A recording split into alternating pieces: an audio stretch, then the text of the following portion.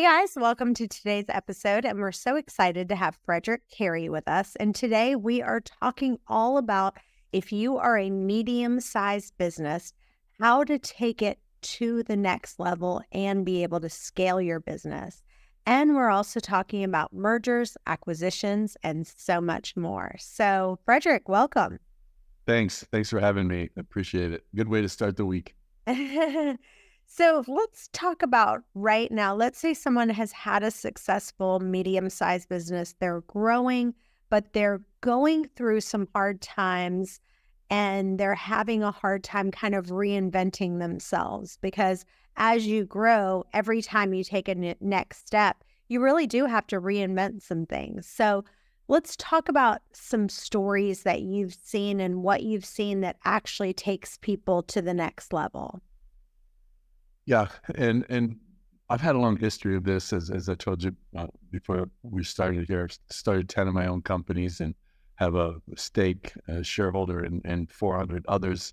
I've been through a lot of these growth cycle pain points that your audience is experiencing, and I think one of the key elements that we need to think about with any organization is creating that next organization. It's like, what can I be doing to make myself obsolete?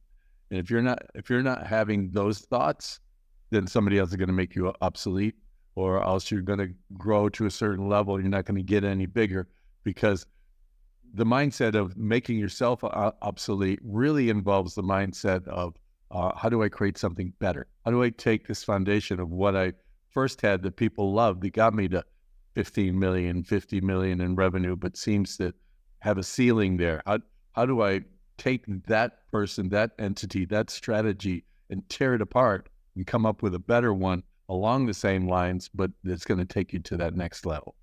Mm. So what is some of the mistakes that you've seen that people do? Try to give us some specific examples. You don't have to name the company, but you can just give us some examples of things that people have done wrong in this area. Some of the biggest companies in the world have leaders like Richard Branson, for example. Basically says, come up with a really great idea, surround yourself with amazing people, and then get the hell out of the way. And I think one of the big mistakes that we make, especially if we're the founders of an organization, is we hold on to the reins way too tight, and we don't allow from within this company to grow. So if you did the Richard Branson model and surrounded yourself with really great people, one thing great people have is great ideas. And we tend to shut them down because we have our own path, focus on the business, start moving forward, look at our numbers from last month. How did we get them 10% better? Rather than thinking of a broader entity, a broader picture. Amazon, they have their hierarchy disallows any superior from saying no to a new idea. They have to say yes to new ideas. If they say no, they have to write a brief as to the reasons they say no, at least a 2-page brief as to why the idea is no. Amazon Web Services, one of the most profitable pieces of Amazon, their revenue, I think something like 33% of their revenue comes from Amazon, the store. The rest is coming from these other things. And Amazon Web Services would never have launched if it was the mentality of saying no. They had to say yes, and then they had to figure out why should this be a no, and they couldn't. And so it proceeded, even though it was something that is not part of the core of Amazon at all. That's one big thing. So one of the things that you just said is, hire great people and get out of the way. And I think that is a lot easier to say than actually to do. And because a lot of people are like, I would say my entrepreneur friends, the number one thing that they're saying right now is just hiring great people is getting harder and harder. It's kind of like trying to find a Tic Tac out of Moby Dick. Like it's just impossible, right? So I think when you say that, what are some tips that you're doing that actually is working? If you were going to, if someone came to you and it was one of your businesses and they were like, look, I'm just having the hardest time right now hiring great people, what would you tell them? I tell them, if you're having a hard time finding great people, you're probably looking at the resume and not the person. Some of the best companies nowadays will hire somebody that doesn't look as good on paper, that fits perfectly with the brand, the identity, the core value of the organization. So rather than, if you're looking for a chief marketing officer, rather than looking at how many different companies he or she were in before, get them to you for really important roles. Get them to you, sit with them, talk about life, spend a day or two with them and see what makes them tick. If you can find people that are truly motivated and really believe in what you're doing, you're going to end up with a great employee. Stop looking at the facts and start looking at the feelings. So one of the things that I found out about you is that you've actually taken 3 companies public. And that's one of the goals of our company, is that would be our highest goal, is for us in the next 18 months or so for us to go public. Tell us about the companies that you did go public and what would be some of the things that you would advise people for doing it and against. Yeah. And by the way, I've had another 2 companies acquired by public companies, and I have one company, Imagine Communications. It's still private, but does close to $800 million a year in revenue now. So I've been on this path that everybody's going on. The companies that I took public, some of it involves timing. And in fact, if you study equal companies, great leadership, hundreds of millions of dollars in venture capital investments, great revolutionary products. The biggest differentiator, whether some made it or didn't make it, was timing. So on top of everything else, as you think about going public, you can't force it into an environment that is not receptive of what you're doing. For example, one of my companies was a dot-com company. Timing was perfect for dot companies. I mean, you could have meta.com and you could do an IPO just because you had .com at the end of your name. It was a timing issue. Right now, anything that has anything to do with AI is getting funding left and right, simply because they claim to do something with AI. So if you're thinking about going public, look at the macro environment first. What's the appetite in the public marketplace, number one. Number two, what is the appetite for what you're doing, and how can you edit what you're doing? At least they say put lipstick on the pig, but dress it up so that it conforms with the market sentiment. And number three, importantly, have a really great execution plan of what you're going to do with that capital and that market exposure. Because the one thing I can tell you is that once you go public, you're running 2 businesses.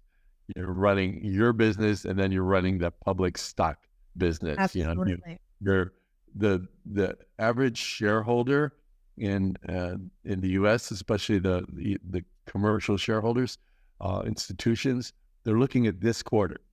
And you may have a plan, like Amazon didn't make any money for 13 years, and they managed to raise billions of dollars because they found the type of investor that really wanted to be in the waiting game because they understood the big picture.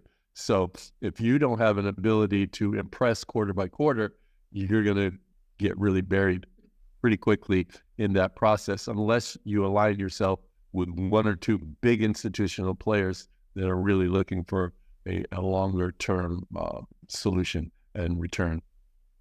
So what if someone is, let's say, maybe a smaller business, and they're listening to this and they're looking to get venture capital?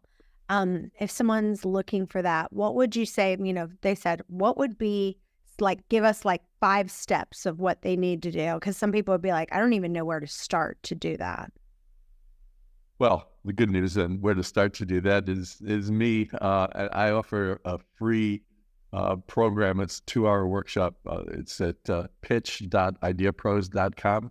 You can go on there and it's live 2-hour session on how to really pitch to venture capital and sophisticated angels.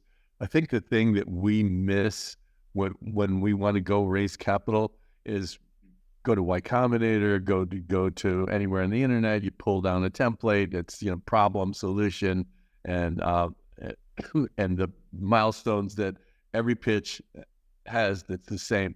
But what I teach is the ability to tell a story, because we forget investors are people, and the reality is you've got to get them connected to the financial side of it, but you can't do that if you don't get them connected to you first. And so I completely overhauled the pitch of literally everybody that I've ever spoken to that's done a pitch with me, because I really start with a story. A little example. We have people with a company called oliveandcoop.com. They pitched last month for the first time to venture capital. They haven't pitched their mom, dad, friends and family, never pitched, never had a company before in their life. And when they got done with the pitch, a very prominent VC up there said, "This is one of the best pitches I've heard in a long time." And her first line in her pitch was, "Let me tell you about the day that I thought my father died." That was their first line. Does everybody here want to hear the second line? Of course we do, right? But if you start with a line of, "Hey, let me tell you about this new company that I have that's going to compete against Airbnb," that's not so sexy and attractive. In fact, it's kind of overwhelming and scary.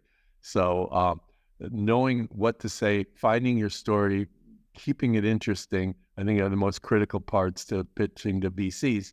But once you have their interest and once you weave your story around your deck, knowing your numbers, every slide should have some number to it. You know, growing by this percent, revenue grows at this level. You need to understand on page 3 of your pro forma, line 47, cell 8B, or 847, it would be, what is that number? How do they get there? You know, why are you going to make it happen? It's really, it's a dance between entertainment and education, and you have to play both elements of that, or you're never going to get anywhere.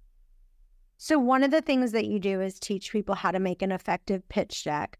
Yeah. And then after that, and I saw on your website that you have different examples that you've given people, like what Airbnb did and what Mint.com did and what LinkedIn did. And so they can look at those and make some of their own. And you talk about basically keeping it simple and, you know, that making it look good. But then where do they go? And do you give them ideas of where they should go to pitch this to people? Talk about that a little bit. Yeah, I started about 5 months ago, but I ended up being the sweet spot between investors and founders with what my company does. And so I've been invited to go up on a monthly basis to Palo Alto in a pitch event that happens on a monthly basis. Literally close to 100 venture capital firms are there. And if you come and do the pitch competition with me, and I think you're ready, I can bring you to Palo Alto and get you in front of at least 50 venture capital firms and angels, literally on a monthly basis. It's a hard group to penetrate, and most of us are regulated to going online, going to their form, filling it out, attaching our deck, and never hearing anything again. But we have a captive audience. I buy them lunch, so they're stuck with us, and I spend a few hours with them. And this month I have 8 companies going up there, so definitely can get you, if you have the right stuff, the right management, great story, and you're willing to learn, I can get you in front of venture capital. I love that. So let's talk a little bit more about things that I love the idea of what you said. And it's kind of like, you know, I love what you said about this story, because if you think about even shows like Shark Tank or shows like The Voice, or what's the other one? I can't remember. That's not The Voice that was so big. American Idol, right? So when they start and they have a really compelling story, that's the people that they really kind of hone in on. Don't you agree? Yeah, we're humans. We love stories, and we forget that when we're out raising capital. Nobody wants to. There's a good side and a bad side to that. Nobody wants to hear about your dream to take over the world. It gets scary. But they do want to hear about how you got here. What was the motivation behind where you are today and got you there? What was the inspiration that they got you there? And the interesting stories in that regard are the things that get an audience's attention, whether you're an American Idol host or whether you're a venture capitalist holding a checkbook firmly into their hand. I literally just before this got off the call with a woman who is starting an alcohol brand. And she's looking to pitch. She wants to raise $1 million for this brand. Great idea. And obviously, I can't really go into it. But at the end of her pitch to me, she kind of hinted around vague little elements of the pitch that never really came out in the deck. And what are some of the elements? Well, some of the elements are like she built a skinny margarita brand from the ground up. She built another gin brand that exited $300 million, got acquired by private equity. She was a lifelong tennis professional and raised 2 kids that are ranked tennis players that are all part of this. This is the skinny drink. So it's all part of the skinny, healthy movement. None of that is woven in the story. And if her story instead started out with these incredible facts about her and her background before she even started talking, that would have been captivating and encouraging right from the very beginning. So I'm doing a complete revamp of her deck, but that's an example of what we have. We have all these nuggets of information that other people find very, very interesting. And you can't make it all about yourself, but you have to start with a story that gets the phones down, gets people to stop texting and listen to what you have to say. One of the things that you had on your website that I love, that it says insiders change the world, and 5% of founders, they get all the knowledge, the connections, the capital, and then the other 95%, they're destined to fail because they don't have the knowledge, they don't have the connections, they don't have the capital. And you guys at IdeaPros kind of turn those people who are kind of outside from inside. Give us some actual ways that you do that, as practical as you can be. Yeah, connections. That's the connections and the knowledge. Having started 10 different companies, I've made every single mistake that every one of you who are listening or watching are going to make. I've been an entrepreneur for 40 years, and it's a process that is painful, and it's something that when you're approaching entrepreneurship outside of the bandwagon of being that insider, you're destined to make tons of mistakes. And that figure, the 5% figure, it's comes from data. Nowadays, entrepreneurship is the thing that we all praise. And before it was doctors and lawyers and movie stars and athletes. Now it's all about entrepreneurship. But if you look at the underlying data in entrepreneurship, you'll see that literally 94% of the multimillionaires and billionaires who classify themselves as entrepreneurs went to prestigious schools. 60% of them have advanced degrees from those schools. Others are dropouts from those schools. But they all have this really tight-knit infrastructure of support and connectivity that gives them access to capital, to connections, to strategic partners, and really teaches them the way forward. The rest of us, which is basically, there's no good playbook on entrepreneurship, and we fumble through it. I would like for you to share some of the biggest mistakes that you've made in your companies. So try to be as detailed as you can. This is called real life leadership. And so back to what you said, people learn from stories. And so if you can just be as vulnerable as possible and share some of the biggest mistakes that you've made and how you've learned from them. Yeah, I think, and thanks for putting me on the spot. I really appreciate it. feel like I'm talking to my ex-wife's divorce attorney. Uh, let me let me say this. One problem I had was with a company called Path One. Um, Path One, our argument and our theses and our engineering development all went along the lines of you can use the internet to backhaul live high definition content from anywhere around the world. And when we're talking about the internet, we're not talking about going out and checking your email. We're talking about backhauling um, data that requires massive amounts of throughput. We think about live sporting events, for example, to be able to use the internet to get the data from the cameras into your central office where your LA or New York, where your facilities are, and then broadcast it out to the world. Um, Using the internet as the backbone was literally, I would almost get laughed off the stage when I talked about it, because the internet's what's called the best efforts network, and there's no real way to guarantee that data was going to come through the way it's supposed to. But the whole underlying concept of our technology was sending more than one of each individual of millions of packets of data, sending more than one. So our system would, at the other end, look and see, oh, this is a bad packet, I'll use this one instead, all like this. I couldn't get that concept through. People didn't understand it, didn't appreciate it, didn't want to embrace it. And so therefore, it took me a very long time. We got very, very close to going out of business before finally we had a breakthrough. We were able to show it. We were able to demonstrate it live. And we ended up going public. It was one of the companies I took public. But we were days away from going out of business because I couldn't find a way to really show people that this works. The way I ended up showing people that it worked is I found this Russian television station that literally had to leave Russia because they were going to all be executed, and they reset themselves up in New York, and they had no way to get their broadcast into Russia.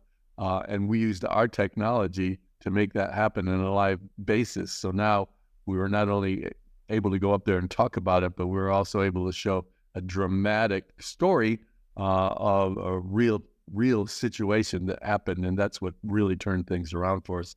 And all that first HD live sporting events that you saw around the world, that all happened with our technology. Wow, I love that. Well, your company sounds absolutely amazing. Tell listeners where they can find you and where they can follow you.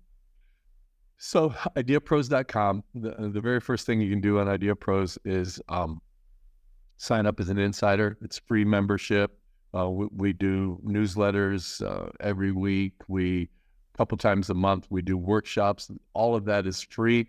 Obviously, we're not a nonprofit, so we like to get paid as well. So when you find that you need more, we can do just about anything as far as making connections, helping you with your strategy, reinventing yourself, being able, if you're stuck at that 25 million in revenue a year and you can't get any further, we'll show you how to take it to another level. Also, go to Instagram at official Fred Cary, Cary. I have a whole bunch of followers there. I think it's about 500,000 right now, and I'd love to have a few more. And then finally, if you have something that's really pressing and you want to speak to me directly, you can just write to me at fred@ideapros.com. I'll be sure to answer you, and if I can't help you, I can direct you. Awesome. Well, you guys stay tuned. We've got another episode coming up in just a few. Bye-bye for now.